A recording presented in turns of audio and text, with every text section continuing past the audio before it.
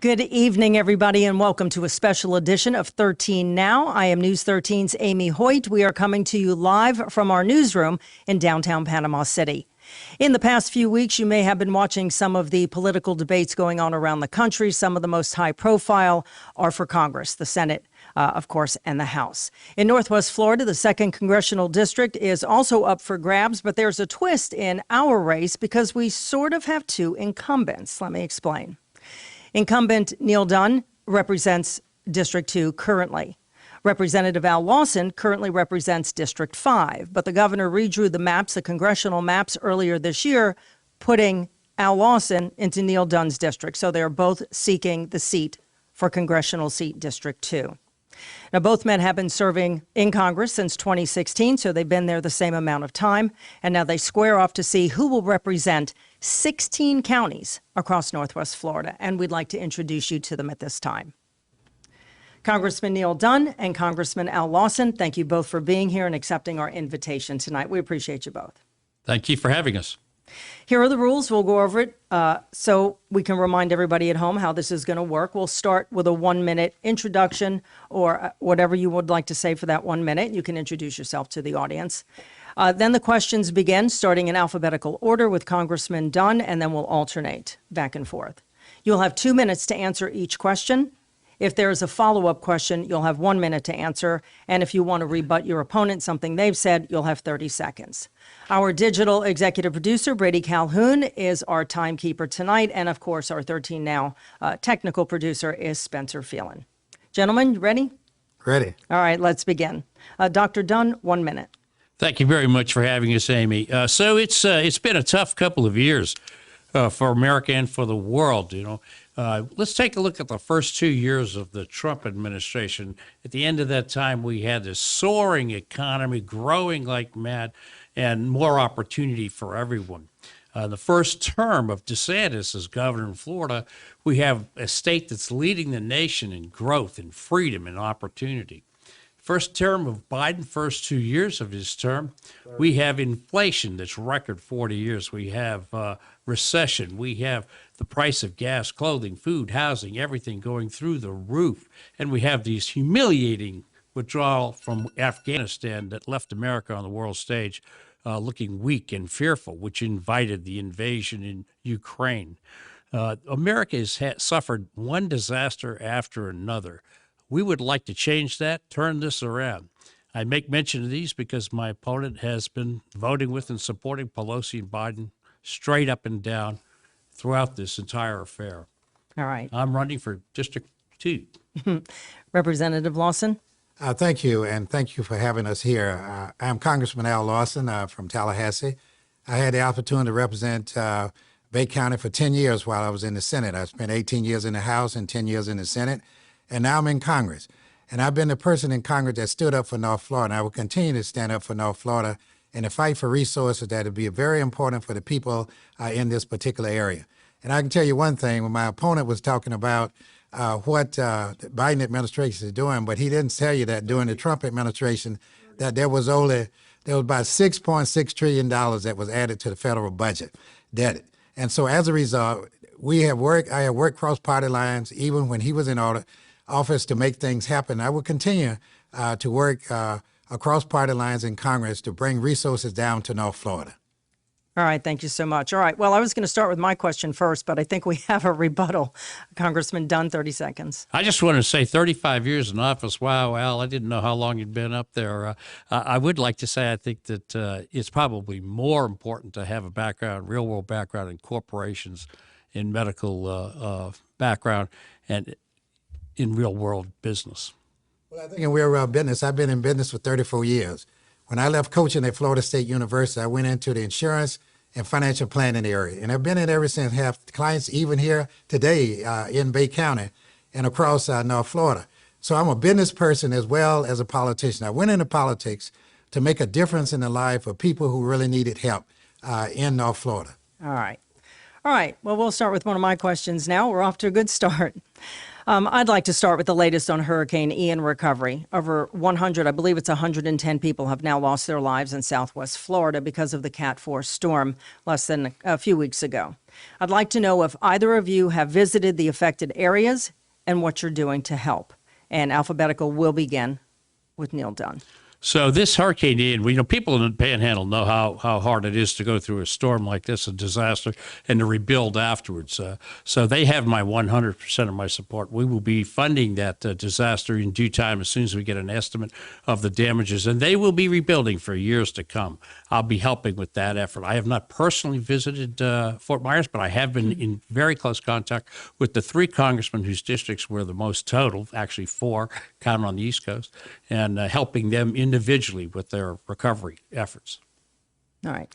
I have not visited the area, but I've been through numerous hurricanes. And even when we had Michael here, I was down in Bay County to work with Congressman Dunn to bring resources down here for the Bay and those who had blue tops. Now, I can tell you what is interesting.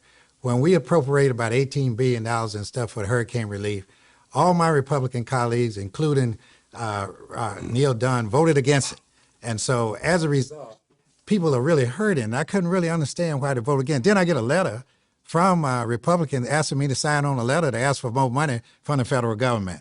So I can tell you, you got to be, you need to be really clear in whether you really want to support the people. Don't support them later, but support them in the beginning.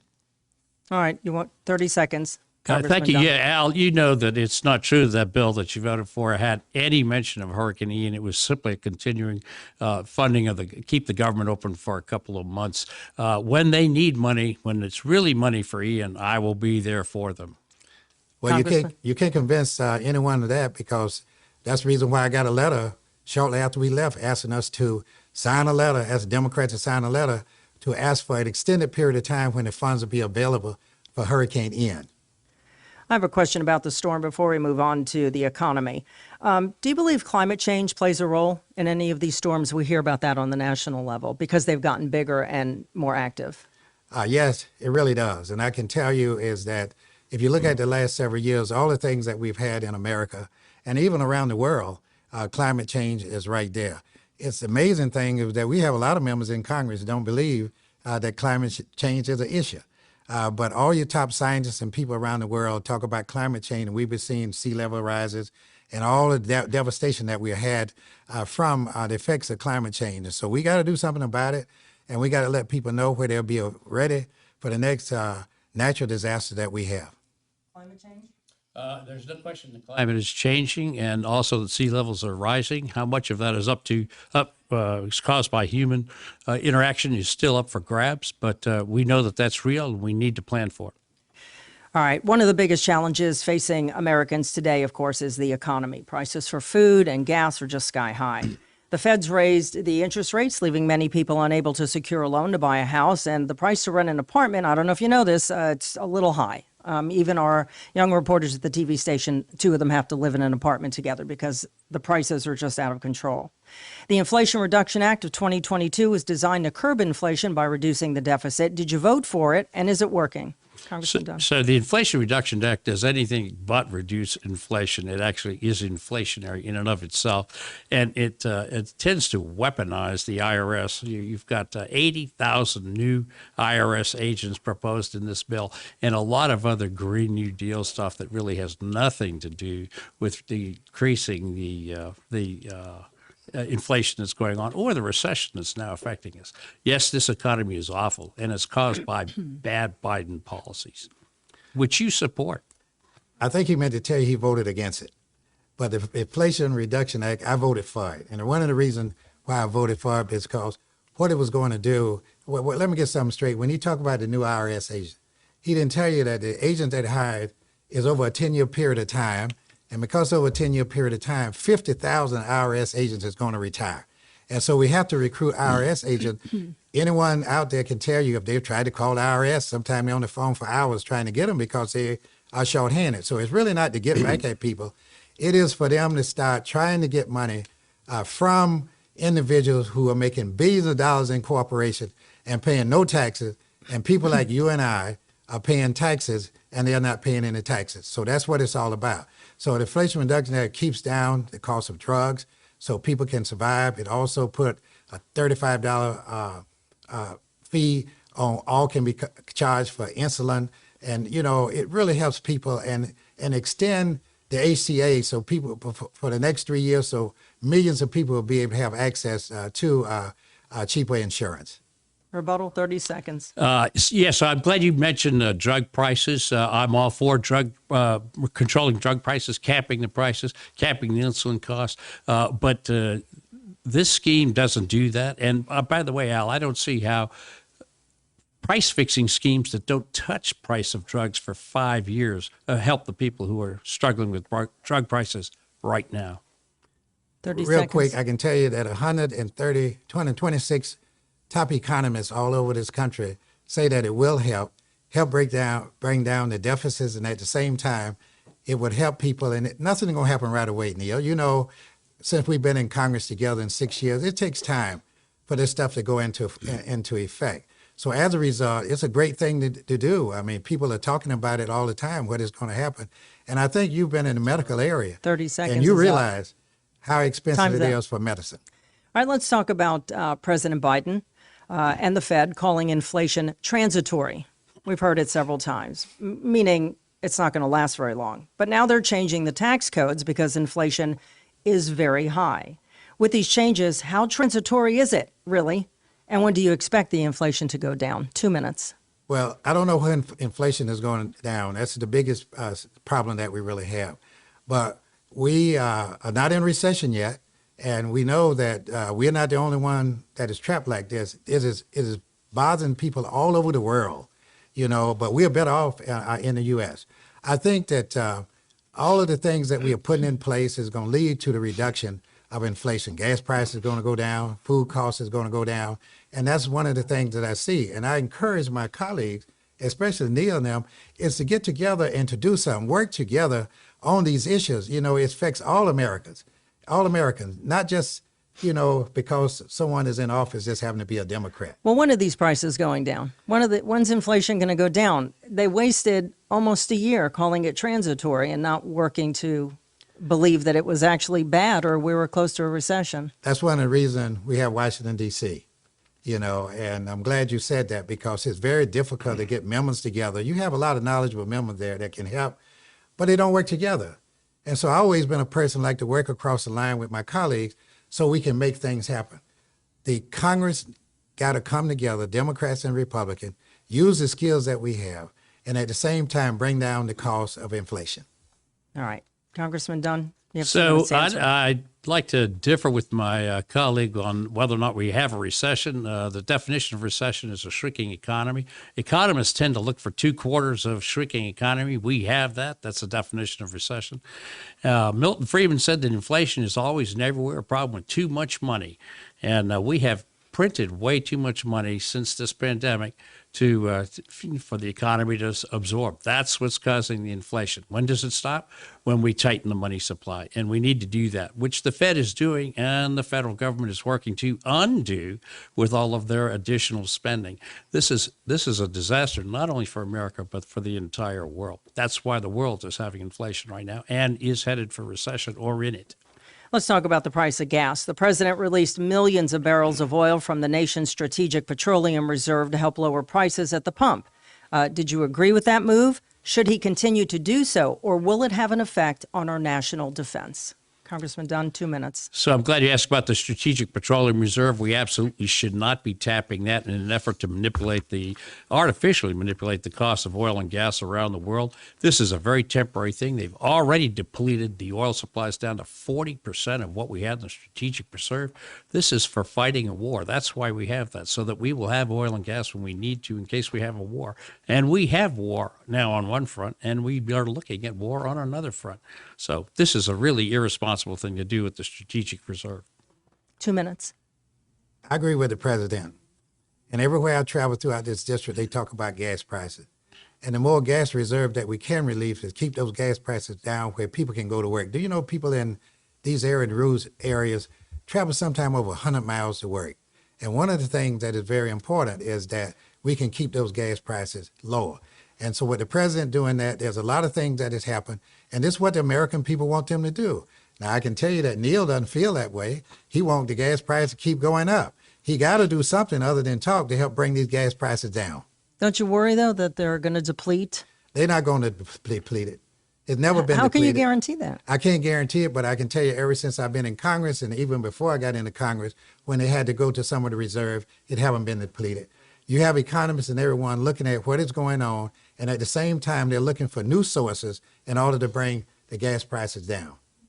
All right, 30 seconds. Okay, so I think we are depleting it, number one. Number two, we aren't looking for new sources, enough new sources. We've actually blocked exploration, drilling, and pipelines. These are the things that you can do to actually bring the price of oil down. We beg tin pot dictators for oil and gas. We should produce it ourselves. Right. 30 seconds. And one of the things that Congressman Dunn did not tell you is that all those restrictions that we had in the past, we are lifting those restrictions so that we can get these companies back to bringing in more gas and be able to stimulate this economy with more resources. Now, that's been happening over the years, dating all the way back to Ronald Reagan. But now what has happened, it catches up with you at some point in time because of the war in Ukraine, of all the resources that we had to spend there. And everybody's having trouble with it. And I think that we have the opportunity to change all that. All right, let's talk about minimum wage. Since folks are having trouble buying groceries at the store, the federal minimum wage is $7.25 an hour. Here in Florida, a voter-passed initiative in 2020 will gradually increase the minimum wage rate. They're talking about $15 an hour. It's $1 an hour incremental, an hour incremental by 2026 to make it $15. Is that enough to help families earn a livable wage, and should the federal government step in and do more? Congressman Lawson? Well, the federal government, and Neal will tell you right now, we've already increased the minimum wage for federal employees. In fact, it was so bad up there until they went to all of the amendments that you need to start increasing the salaries of your employees. The federal raise it needs an increase of $15 an hour and to phase it in so business would have the opportunity to adjust to it. So the average family, for the first time, can see that their living conditions are improving. Well, I'm glad you mentioned living conditions. Living conditions are not improving. In fact, the real wages are going down around the country. Washington, D.C. is a great example of a place where the inflation and the cost of living are out of control. But raising the minimum wage the way we are doing that across the country does put the cost on the employers, and the employers are already having trouble hiring people because they can't make enough money to hire employees. All right, let's talk about the southern border. Many believe there's a crisis at the southern border. Thousands of people are illegally entering our country every day. President Trump started a wall. President Biden stopped it. Where do you stand on this issue? Congressman Dunn, 2 minutes. Build the wall. This is the biggest human trafficking operation in the history of the world. And every one of these people that come to our border pay the cartels on average $8,000. At $2 million a year, that's $16 billion a year going to the drug cartels. Al, what do you think they're doing with all that money in the drug cartels? This has to be stopped. Well, let me tell you this. Recently we saw where the governor of Florida, DeSantis, loaded up about 49 or 50 people on a plane and flew them to Massachusetts. Those was not illegal people coming into this country. Those were people seeking asylum. And we have never turned any of them back. We have a problem at the border. The one reason we can't, we have not been able to, in Congress over the last 6 years that I've been in, even before that, is have a comprehensive immigration reform bill. And that's what we really need. Building a wall is not going to stop everything. And Neal, you know how much money we spent on building the wall. And you know also that the president let millions of people, the former president let millions of people into this country illegally. What's the difference between seeking asylum and an illegal immigrant? Is there a similarity or difference? Yeah, there's a difference. When people come here who are seeking asylum, we open our doors to them. It's a different than illegal immigrants who are crossing the border and all the other stuff. But people like from Venezuela was coming in here seeking asylum in America. And that's what everybody's always done. But wouldn't everybody say they were seeking asylum? They can't because they have to check it out. And they have to check every individual. Are we doing and have that? their credentials in order to be able to say that they're seeking asylum. Are we checking everyone? How is that they're possible? checking them. That's why the 49 was on that plane was seeking asylum. They have been checked. All right, Congressman Dunn. So I would disagree that just saying that you're seeking asylum qualifies you, and that's indeed what's going on right now. We do have illegal immigrants, and by the way, flying them up to Massachusetts to a sanctuary city seems to me to be a very good idea to do. I actually endorse that idea with DeSantis and Abbott. I hope they continue to do it. It also happens, by the way, with Democrat city managers like El Paso is doing the same thing. So this is actually rather ironic that we're talking about this as if it was a problem. It's a violation of the Constitution. I disagree. For people seeking asylum in America. What's again? What? By what DeSantis did, Moving them to dropping them off another without city? telling anybody that somebody was coming, and to promise them jobs. And he not only promised them jobs, he promised them a place to stay, an opportunity, and so forth, which was not true. They lied to those people in order to get them on the plane. Where are those people now? The people in Massachusetts, they're trying to they're asking for help from the federal government because they can't take care of all the people that was dropped out. That was a publicity stunt by the governor of Florida, who is trying to run for president, and it's really bad. These are human beings. These are human beings, what they're doing this to. These are people like your foreparents that came to America. We are a place of immigrants in America, and we should never do that to anyone. Let's talk about the fentanyl crisis. You want to rebut? Yeah, I think it's ironic that Al is upset about sending him to Massachusetts and not upset about sending him to Jacksonville. Virtually every week at midnight on Wednesday, the Customs and Border Patrol has multiple flights that go into Jacksonville, drop off illegal immigrants, bust them to places around Florida, and drop them off. That's not really true. Yeah, okay. Well, you have to be specific. Well, I'm just saying it's not really true. That is something that came out in the news. That they didn't go to Jacksonville? Someone went to Jacksonville. They're all over the place, but not they just dropping them off in Jacksonville overnight and sending them to other cities in Florida. That is not true. And Neal, you need to apologize. Personally confirmed with the sheriff from Jacksonville. You need to apologize for that. That's the reason why the guy is no longer sheriff in Jacksonville. Wait, no. The current sheriff. Yeah, the current sheriff. The current sheriff has personally confirmed that. Well, Neal, you know that's not true. I know it is It's not true. planes that coming in just dropping people off in Jacksonville. You can't do that to individuals. Well, these are human beings. They have I would a like heart. them not to. But Being a doctor, you should be able to understand that because you've seen sick patients and you've done a whole lot of surgery and so forth. You treat people with dignity and respect. Wishing right, it wasn't up. true doesn't make it not All true. right, let's move on. Similar but different. Talking about the border. There's a fentanyl crisis in America. Just a tiny amount can kill you. Our own Bay County Sheriff, and several stories that we've done where they have found fentanyl here in drug bust, blames the influx of fentanyl on the border crisis. Do you believe the open border is directly related to the fentanyl crisis in America and across Northwest Florida? I've lost track of who goes first because of the back and forth, but I'm going to go, Congressman Dunn, go first. Okay, so there is a fentanyl crisis. It is related to the border. Virtually 100% of the fentanyl that comes to America is either the substrates for it or it's actually manufactured in China, comes through Mexico across our southern border. Fentanyl is so toxic that I have dropped a bill to consider it a weapon of mass destruction. By doing that, it would help us internationally police fentanyl. 1 pound of fentanyl will reliably kill 5 million people. This is a toxic substance and is coming across our southern border. Every sheriff wants us to stop this and close the border. Some of it come across the southern border, but there's other ways that enter the United States. And, I just had a situation in Gaston County with the same thing where we had a number of 5 or 6 people that died simply due to the fact as they get it and have infected in areas not only for you hear it in New York and Pennsylvania, but here right in Florida, in Gaston County. We have to do more. We have to have more border patrols out there. We need to make sure that people understand this. And, Neal said earlier, it's coming as far as from China and different places. We've had an influx of drugs long before there was a border crisis in America from the cartels and everybody else. We need to work with those governments to try to help stop a lot of this before it even get to our borders. All right. Rebuttal, 30 seconds. This is a different drug crisis than we've been fighting for the last 50 years. This fentanyl is different. It's much more deadly. We have record numbers of death. The number one cause of death in this country, if you're 18 to 45, fentanyl overdose. By the way, the number of people who died in Gadsden over the weekend in July was 9, and the sheriff there asked me to work on closing the border. 30 seconds. I went over there and worked with the sheriff, to provide resources to them for the problem that they were having. Asked everyone to come in and help Gaston County.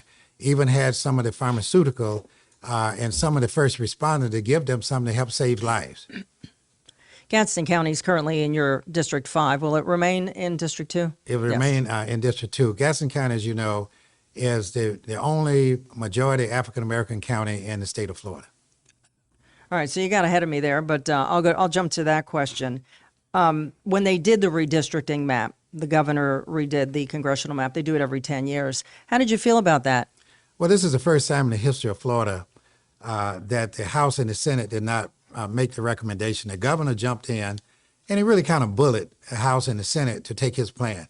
He's paid $450,000 of taxpayers' money, to bring someone into Florida to draw this map for him.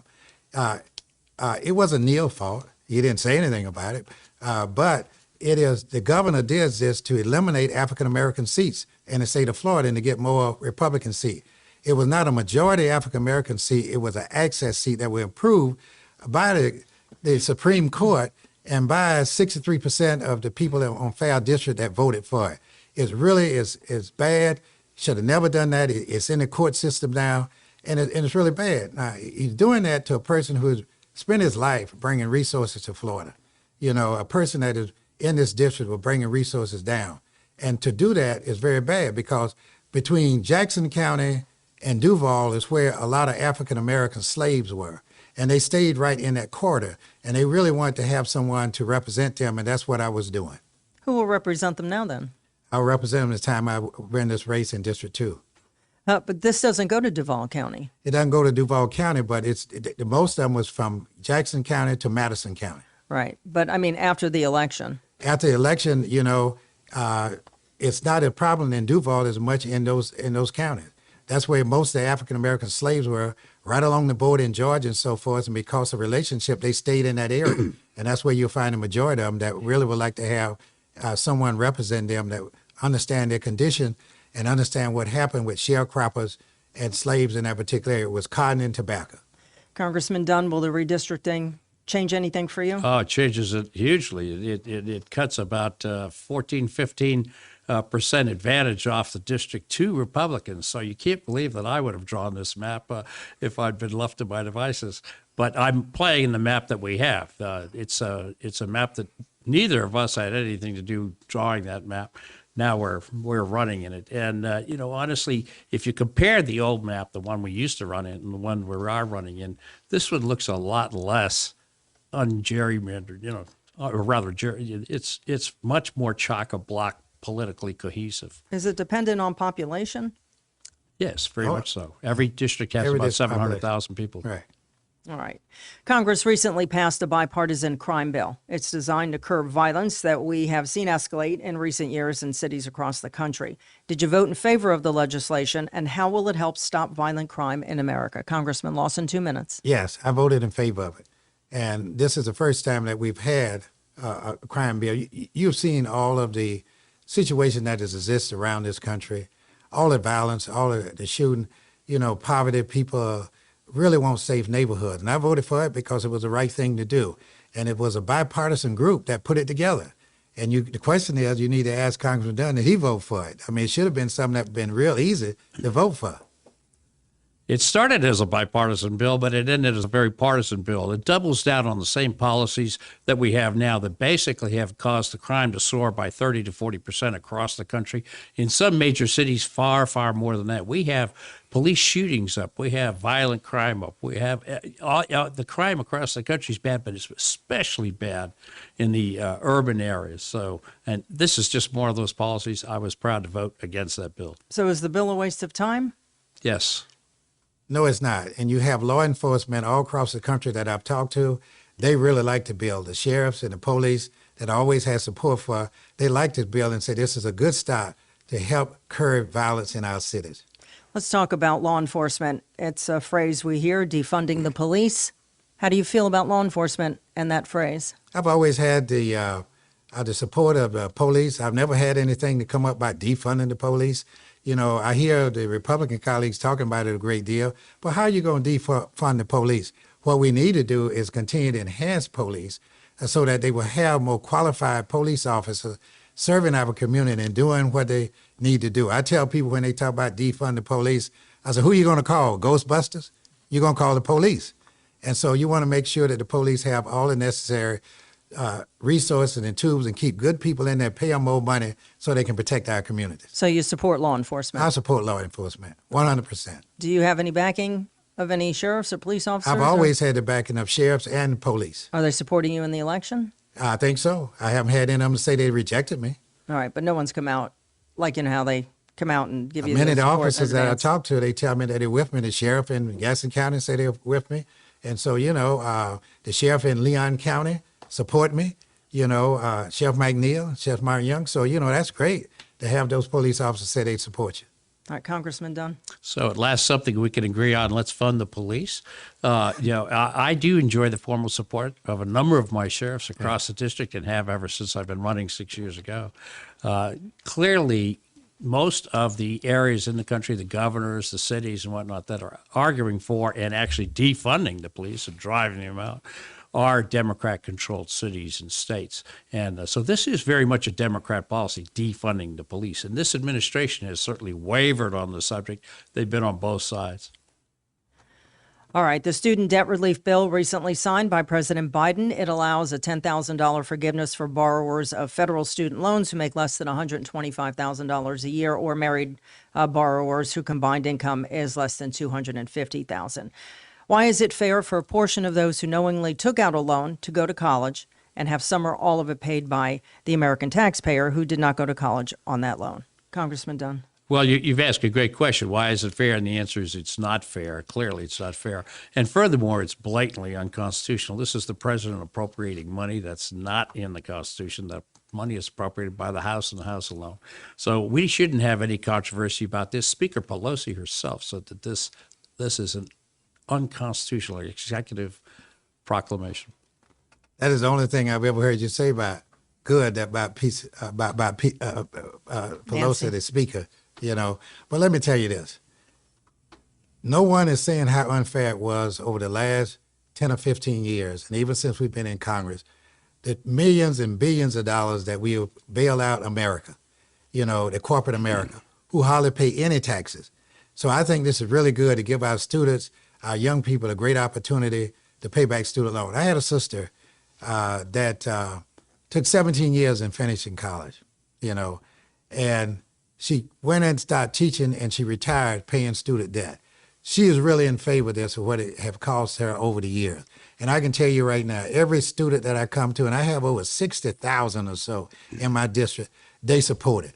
It's only some of the more wealthy people and the business people say we don't like it.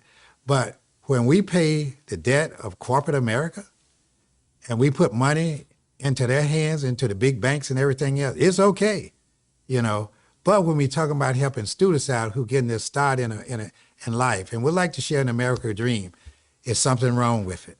It shouldn't happen. We should embrace retiring the debt for these kids because they are going to become our leaders of tomorrow and be able to contribute heavily to the tax base and to society. Would you like to give that loan to a larger amount of people, or that pay off the $10,000 forgiveness? I would like to give forgiveness to everybody that we can. That wouldn't be possible, though, to everybody in America, starting with people who because went they turn around and give the money back to America, and at the same time create more opportunity to help pay Social Security, Medicare, Medicaid, and all of the things that go along with. What has the corporate America done for us when we gave them trillions? That's an easy question. We gave them trillions. What did they turn around and do? Pad their pockets, give corporate CEOs all the money in the world, billions of dollars each year, but they don't give back to the middle class. And so the middle class has been taking it for years, and now we ought to bail out middle America.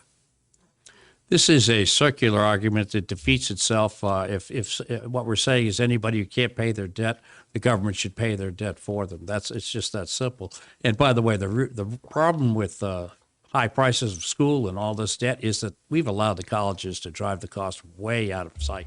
It's too expensive to go to college. And that's why you saw the last few Republican governors in Florida trying to control the cost of college. All right, let's move on. Earlier this year, the U.S. Supreme Court overturned the 1973 Roe v. Wade law giving women the right to an abortion. President Biden said just yesterday that it's the first thing he wants to sign after the midterm elections, assuming he gets the majority. He wants to codify it, make it a law, and essentially reverse the court's decision. Is it the most important issue facing Americans? And how will you vote if it comes before you? Well, gosh, I don't think it's the most important thing facing America. I mean, I think it's our job to be watching the economy, the recession, the inflation, so many other crises that we have on our hand. But no, I would not support opening the abortion at all throughout pregnancy. Of course not. I actually operated on in utero babies as a surgeon. These are babies these are my patients, unborn babies. You've never convinced me that they are not people. How do you feel about the Florida law now that bans abortions? You can have an abortion up to 6 weeks. 15, I thought it was. I think It's 15. Is it 15 in Florida? Okay. 15 weeks. I do support exceptions for rape, incest, and life of the mother. Other than that, I agree. All right, let's talk about Roe v. Wade. Congressman Lawson. That was one of the worst things the Supreme Court did. The Supreme Court sent it down to the state. I'm pro-choice, and I'm for women making their own decision with their doctors and not have men telling them what to do with their bodies. That's between them, their physician, and God. And this is a bad thing to do. No matter what anyone say, I have a daughter and I have granddaughters. And I know when I talk to them, they want to be able to make their own decision, and I shouldn't be involved in it. Do you believe abortion should be allowed up until like 5 minutes before the child's born? No. What's your litmus test for when you can have an abortion? I think you could have an abortion in the earliest trimester. First 3 months? Right. All right. Congressman. Done. So that's actually a tighter limit on abortion than Florida has already enacted. Well, I'm just saying she asked in the first 3 months, and I told her yes. But That's I know 12 it's weeks. not. I know it's not Florida law. Some states have completely banned it. How do you feel about that? As I said before, I support the rights of the Jews on incest, rape, and life of the mother. In terms of moving the time down earlier than 15 months, the Supreme Court has actually decided that those decisions should be made in the states, and I think they're probably right. The U.S. has given billions of dollars to Ukraine to help them fight the Russians. Do you agree with all that money going to one country, and will you vote to continue sending more money to Ukraine? That's a very interesting question, and it's a good question. Without our support in Ukraine, they will probably be wiped out the country already. They've shown us with the resources that we have given them that they're able to sustain themselves against the Russian, who are bombing them and killing thousands of young kids and so forth every day. I have been a person that supported, our involvement in Ukraine. I will continue to support our involvement in Ukraine. I heard the other day that if we get a new speaker on the Republican side, they said they're going to get rid of the funding to Ukraine. I think that would be very bad for us to spend all of the billions of dollars that we spend and now just cut them off. And I think that all the people around the world are looking to what America has been able to do. And I think that one of the things that we should be more cognizant of is that Ukraine depends on America to help them save their country and save people's lives. Congressman Dunn. So Russia barbarically invaded a sovereign nation. This threatens the very rules-based order of nations internationally. It cannot be tolerated. We cannot sit by and watch that. Among my roles in Congress, I sit on the Parliament of NATO. That's the policy-making body for NATO. And we have uniformly supported Ukraine. We have come together as an alliance to support them and back them. Some people think that we might be facing a nuclear war with what's happening in Ukraine with Russia. Do you believe that's a possibility, and how can we stop it? So it's interesting. I'm glad you asked that question because last night we had a debate at the Tiger Bay Club. And Al, you said you'd be supportive of America using nuclear weapons against Russia if they attack Ukraine. Can you expand on that a little more? Because most of us think that's a pretty irresponsible thing to do. Well, thank you for asking me that question. What I really meant, and we was in there, is that if Russia used nuclear weapons against Ukraine, that puts America and other countries, Germany, France, and other countries in quite a predicament. What that means is the next step would be probably that they will expand nuclear weapons to the U.S. And the U.S. need to be ready and ready to go and ready to fight. And if we have to use nuclear weapon, I would say we would need to use it if they use nuclear weapons on our country. If we use nuclear weapons, it's going to all be over, isn't it? Because everybody's got their finger on the button at the same time. Yeah. I mean, how do you survive that? You can't. Well, I don't know how you survive it. I'm not a military person to be able to tell you, but I know that we need to be prepared in case Russia decides to do that, to wipe out all those people. We already out there right now getting ready and seeing how we would handle this attack. I mean, it's something that is very real. It's not that it's not going to happen and we don't sit back. We have to be prepared to defend the United States if they do that. Would you support sending U.S. military troops overseas? I don't know whether I would do that right now and sending the troops overseas. You know, I think by what we are doing right now is providing resources. We have seen what happened in Afghanistan and other places, and, you know, things probably didn't work that well. And so it'll be interesting for us to see, even though we provide the resources, it is not necessary right now for us to send our troops overseas and put them in harm's way. Congressman Dunn. So in distinction to my colleague, I actually am a military man, and I know that you do not telegraph what you're going to do or not do when your opponent attacks in one way or the other. We do not talk about nuclear responses because it is irresponsible for elected officials to do that. You won't see the commanding generals do it. Yeah. Well, you know what I can say, the question is to us. You know, we've had briefings in Congress. I have the right to say, just like you, on anything that we might do. I'm not the military, but the question was asked to me, what do I think? And we have the opportunity to think on our own. And I would say that we need to get prepared if there's a nuclear attack in Russia. Move on to Social Security now. We have many retirees and seniors in Northwest Florida who depend on Social Security. In January, they will get an 8.7% cost of living adjustment. That's the highest rate of increase since 1981. And while it sounds good on paper, it may not be good enough because of inflation. Talk about the Social Security program, what you're doing to make sure it remains solvent for millions of Americans who have already paid into the system. Okay, Social Security is the backbone for every American because most people don't have a pension plan and they depend on Social Security. I paid into Social Security when I was in 10, 11 years old, you know, and it's a great thing to do.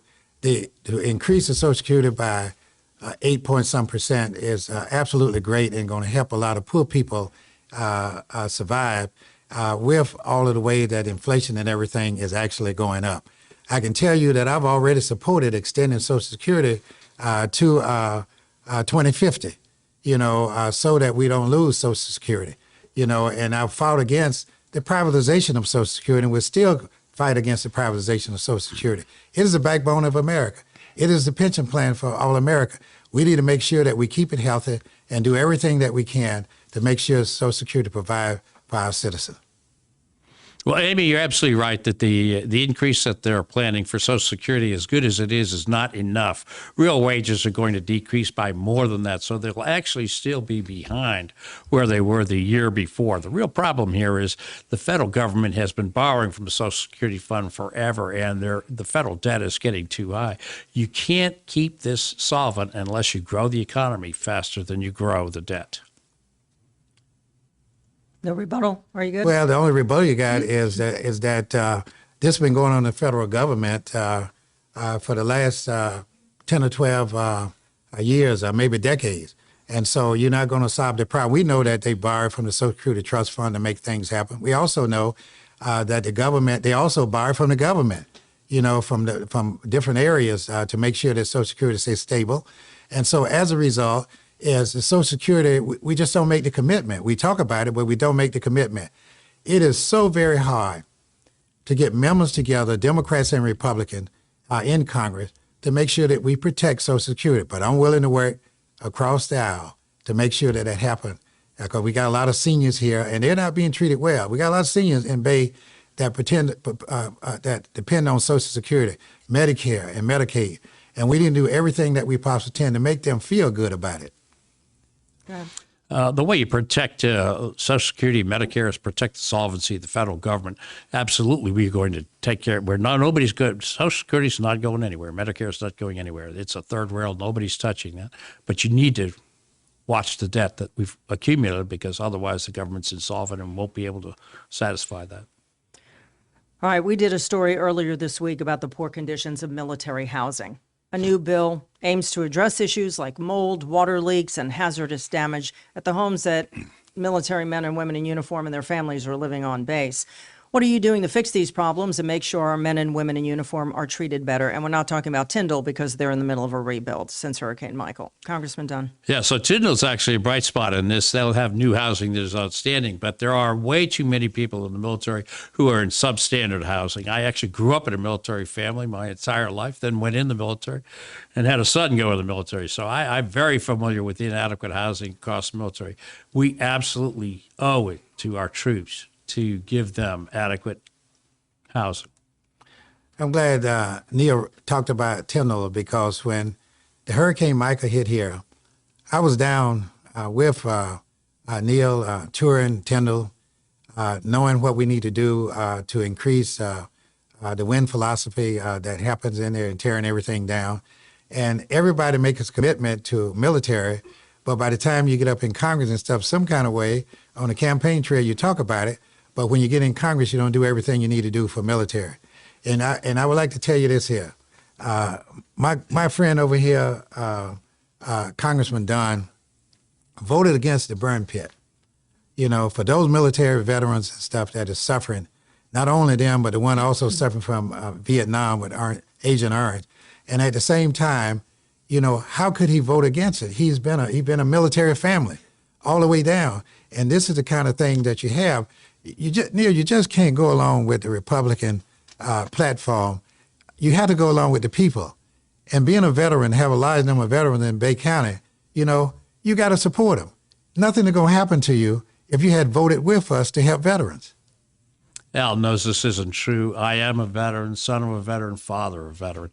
I was chairman of the Veterans VA Health Committee when we passed the Mission and Choice Acts. These are the biggest positive reforms in the Veterans Administration history.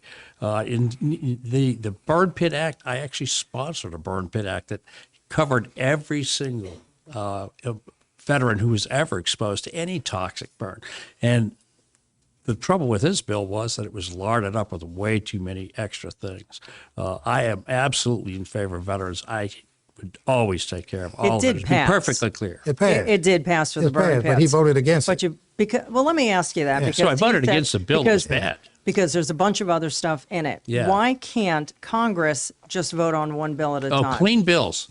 Why is that Amy an Hoyt issue? for Congress. You go first. Yeah, I'll let you two handle that. You answer that question, please. You're right. Congress should try to keep the bills clean. And what often happens is we'll have a good idea, and it'll get nabbed by a whole lot of bad ideas, and it becomes way too expensive. And that's a shame. Congressman Lawson. That's an easy way out, Neal. The most important thing was the bill that we passed out that are going to help families who've been suffering, military people who have been suffering. And you know what? I've learned throughout my political career, 30-some years, that there's going to always be issues in a bill that you can't always agree with. There have been times where I had to hold my nose and vote for something that's going to help those who are less fortunate. And this is one I think that you ought to apologize to all of the veterans in this district for voting against them, and I think they will accept your apology because you've been a military man, but you voted against the thing that the veteran asked us to do. You can't blame it on what else in the bill. It's not hurting anybody what else in the bill, but what is the most important here, and you as a veteran, my father was a disabled veteran, but what is most important is that you needed to vote for that bill. 30 seconds. Okay, the part of that bill that was for burn pit exposure was $1 billion. The part that was not part of that burn pit was $666 billion. What is the $66 billion going towards? It's going towards larded up all kinds of coverage and benefits that, frankly, the Democrats, and you voted for it, put in the bill, not us. Hey. Have you never voted for something? Have you never, let something go that you wanted because it was covered with other stuff? So you've done the same thing that he's done. No. But most of the time when you go into something that, like veterans, you need to vote for it. Every veteran I talk to say, why did Neal Dunn vote I against this take care bill? of veterans all the time. Well, how does he take care of them? He voted against their main bill. You know, I told him he needed to apologize. He needed to apologize to the veteran. I told Neal the other day, that dog won't hunt. I think, Al, you should apologize for wasting that much money. Okay, that's my cue. Let's talk about recruitment in the military. It's at an all-time low. What are your solutions to attracting more people to serve our country? Well, first of all, we need to pay veterans, military people going into the military more. We need to make sure that we beef up our ROTC programs, you know, like it used to be.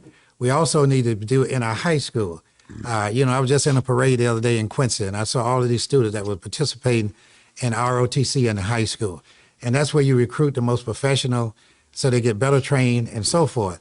I think it'd be done, but, you know, the news get around from other veterans said it's not a good place that you want to go. You're not going to be paid the way you should be, and at the same time, you don't have the benefit. So we have to change that. You know, the reason for the freedom that we have today is because of our military. They should be someone that we don't have any problem with, Democrats and Republicans taking care of. They represent the freedom in America that everybody celebrates, and that's what we need to do. We need to put our dollars where they need to be in order to have the kind of military that we deserve to have. Did you support the move to let many military men and women go because they refused to take the COVID-19 vaccine? No. You didn't? No. You didn't support that? You No. thought they should be allowed to stay in and make that choice? Absolutely. Congressman Dunn. Okay, so, well, obviously we want to take good care of the military. I've been there for many, many years. But let's ask our young people why they aren't signing up for recruiting. And it isn't because of pay. It's because of this woke new military.